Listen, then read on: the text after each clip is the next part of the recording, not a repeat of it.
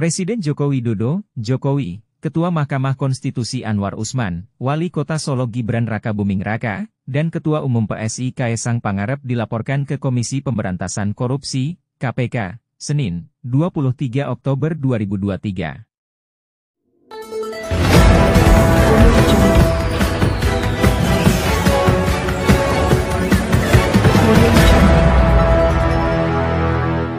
Koordinator Tim Pembela Demokrasi Indonesia, TPDI, Erik Samuel Paat ditemui di Gedung Merah Putih KPK mengatakan, laporan tersebut terkait tindak pidana kolusi dan nepotisme. Tadi kita melaporkan dugaan tindak pidana kolusi dan nepotisme kepada pimpinan KPK yang diduga dilakukan oleh Presiden Republik Indonesia Joko Widodo dengan Ketua MK Anwar, juga Gibran dan Kaesang dan lain-lain, kata Erik. Pelaporan itu diterima langsung oleh KPK dengan nomor informasi 2023A04294 yang ditandatangani oleh Maria Josephine Wak.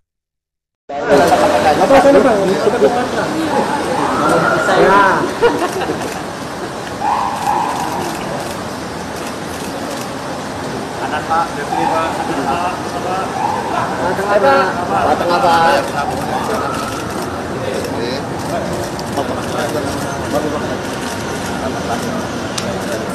Ini ya, yang kita laporkan,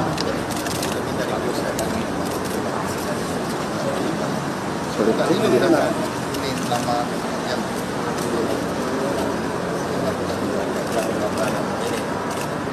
yang dilaporin. Siapa aja Pak? Sebutin Pak. Pak Jokowi, Pak Anwar, Gibran, dengan Kaesang. Sudah banyak. Dugaannya apa Pak? Kolusi nepotisme. Juga nepotisme ya Pak ya? Ya, nanti kita jelaskan. Kita ke dalam beberapa. Oke. Itu aja Pak ya. Ya. Mari Pak. Ya, Oke, terima kasih Bapak. Oke.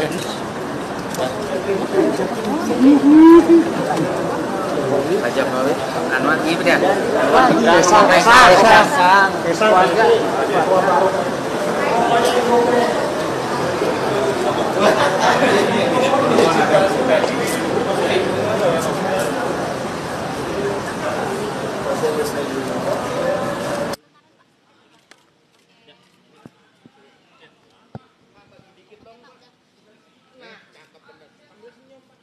Senyum. Tapi giginya berkelihatan. Di atas. Boleh ceritain sedikit Pak? Lapor apa aja tadi Pak?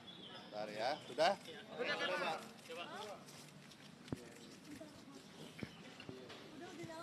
Tadi kita laporkan atau informasikan tentang dugaan tindak pidana kolusi dan nepotisme kepada pimpinan KPK. Kami terdiri dua kelompok, ya kan, Tim Pembela Demokrasi Indonesia atau TPDI dengan Persatuan Advokat Nusantara atau Perekat Nusantara, ya. Terdiri daripada Erik Paat, KRTU, Beto Celestinus, Bung Robert, Wiki, Posma, ya. Tadi yang kami sampaikan untuk melaporkan dugaannya adanya tadi kolusi nepotisme yang dilakukan oleh, yang diduga dilakukan oleh Presiden kita RI Joko Widodo dengan Ketua MK Anwar, juga Gibran dan Kaesang dan lain-lain. Ini adapun dasar hukum yang kami pakai dalam laporan ini adalah Undang-Undang Dasar 1945 ayat 1 dan 3 yang menyebutkan negara kita negara hukum. Keterkaitan kami melaporkan ini ada dugaan adalah kita mengetahui adanya beberapa, ya kan, gugatan yang sehubungan dengan masalah usia untuk jadi capres atau cawapres.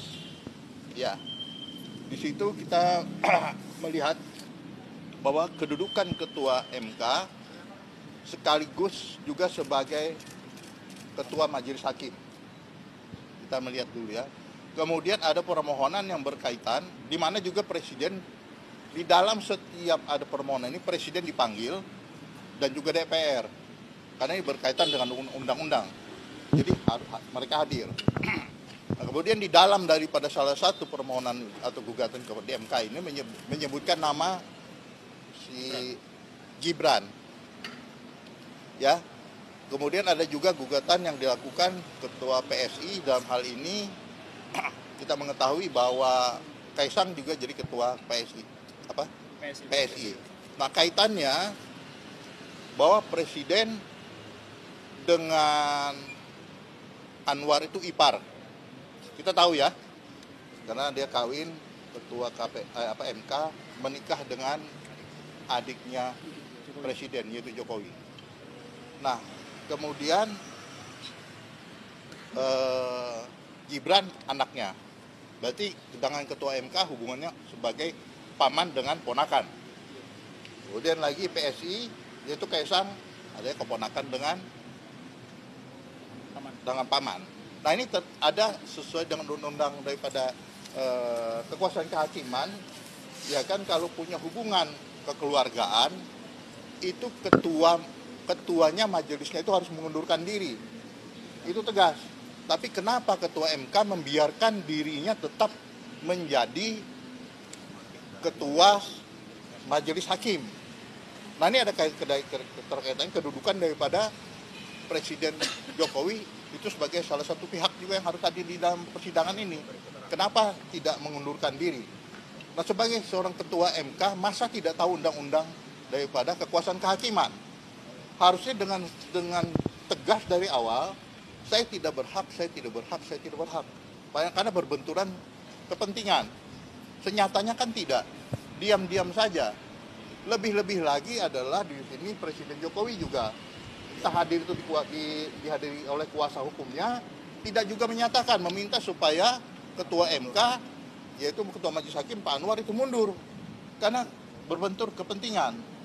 Nah, ini kami lihat seolah-olah ada unsur kesengajaan yang dibiarkan dalam penanganan perkara ini.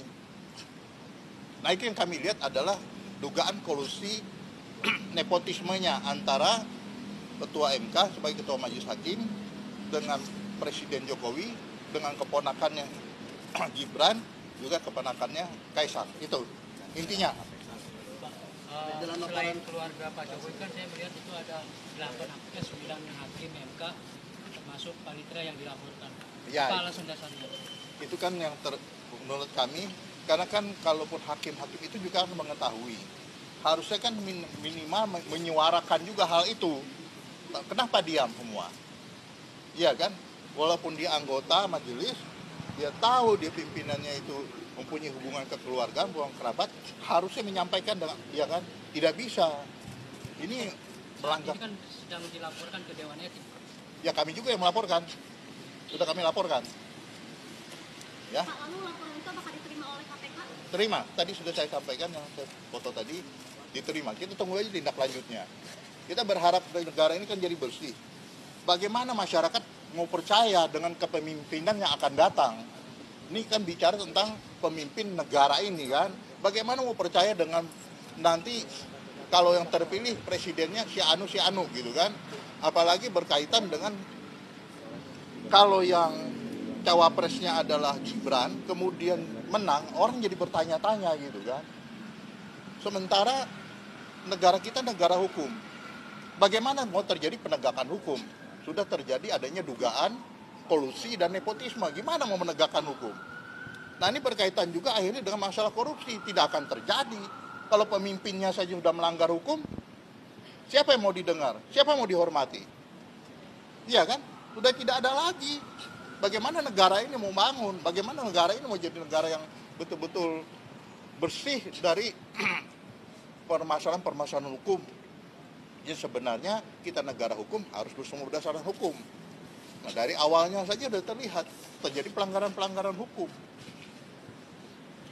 Pak, dalam laporan ini tadi ada bukti atau dokumen apa aja yang diserahkan ke KPK? Ada putusan dari MK, ada beberapa yang sudah diputus yang berkaitan dengan ini, kemudian juga ada laporan kami, somasi kami, kemudian kepada MK supaya 9 hakim itu mundur dengan perkara ini, kemudian juga laporan kode etik dan ada beberapa lagi yang lain. Oke, harapan untuk ke KPK seperti apa? Kita berharap KPK tangkap cepat, karena ini sangat krusial. Kalau lambat-lambat, iya kan, takut jadi permasalahan lagi. Ini kalau kita mau menjelaskan masih panjang lagi, nanti kita akan mengambil tindakan lagi, kami undang lagi. Ada masalah-masalah lain yang kami tidak bisa ungkapkan sekaligus, ya. Pak, putusan MK soal capres cawapres menurut Bukan diulang lagi kan, putusan yang bertentangan dengan ketentuan hukum yang berlaku, ketentuan hukum yang berlaku, apakah sah atau tidak, apakah mempunyai kekuatan hukum atau tidak. Dasarnya udah salah gitu kan. Kalau kita bangun rumah, fondasinya udah salah, kira-kira runtuh nggak bangunan rumah ini? Bermasalah apa tidak? Iya kan? Undang-undang kekuasaan kehakiman itu kan harus dihormati oleh seluruh hakim di Indonesia tanpa terkecuali, termasuk MK harus menghormati. Iya kan? Nah kalau dasarnya ini sudah tidak ditaati, bagaimana penegakan hukum nantinya? Bagaimana dengan putusan yang melanggar ketentuan dasar tadi adalah apabila terjadi adanya hubungan keluarga itu dengan otomatis, ya kan, hakim itu sebagai majelis mengundurkan diri. Ini tidak, diam saja. Kemudian Bapak Presiden Jokowi juga yang dalam hal ini juga diam juga. Apa masih ada lagi? Oke. Minta nomor HP-nya, Pak. 6 Sebagai Koordinator Tim Pembela Demokrasi.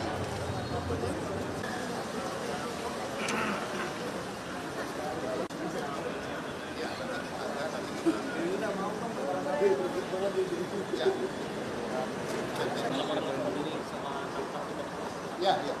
Kasih aja ke kita, apa HP-nya lagi kecil.